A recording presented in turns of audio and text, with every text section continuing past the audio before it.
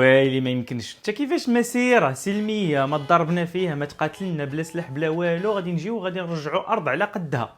ضروري غتكون جاتك هذه الفكره ولا غتكون سمعتها من قبل. ايوا مشيت قلبت باش نفهموا جميع كيفاش اكبر فواياج اورغانيزي في التاريخ قدرنا نرجعوا به الصحراء ديالنا.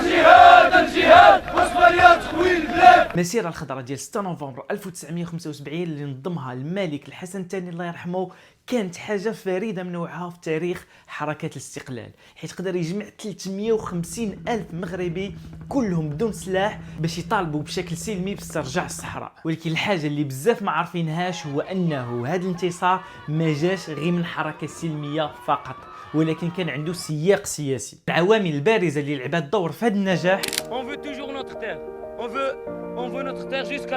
اولا كبير ولا صغير هو انه في 1975 كانت اسبانيا عندها واحد الانتقال سياسي مهم اللي زاد ضعفها واللي كان من بعد الموت ديال فرانكو، وهادشي اللي خلاها انها تراجع على بزاف ديال المناطق اللي كانت مسيطره عليها. ثانيا كبير الملك الحسن الثاني كان ذكي ودبلوماسي، لحقاش قبل المسيره كان خدا الدعم ديال الجامعه العربيه والاتحاد الافريقي، هادشي اللي عطى المغرب شرعيه دوليه عكس اسبانيا. ثالثا بالخضر، هاد المسيره الخضراء دارت ضجه كبيره في الاعلام، دارت البوز. قيلوا انه 350 الف مغربي جايين من جميع المناطق المغرب هازين الرايه ديال المغرب والقران وغاديين بسلام بدون اي سلاح، وكاع الانظار كانت عليهم. وهذه كانت رساله قويه ديال التضامن الوطني اللي خلى اسبانيا ما تقدرش تستعمل العنف. واخيرا المسيره الخضراء ما كانتش سبب مباشر لتحرير الصحراء، ولكن كانت نقطه مهمه في المفاوضات اللي خلات اسبانيا انها توقع بعد ايام قليله على اتفاقيه مدريد اللي كترجع سياده الصحراء للمغرب. المسيره الخضراء كتبقى شرف كبير لينا كمغاربه، كتذكرنا كل عام انه الرغبه القويه ديال الشعب زائد الدبلوماسيه ديال الملك الراحل الحسن الثاني خلاونا اننا نرجعوا جزء كبير ومهم من التراب الوطني ديالنا. وانتوما شنو بان لكم؟ واش فعلا كانت فكره ذكيه ولا لا؟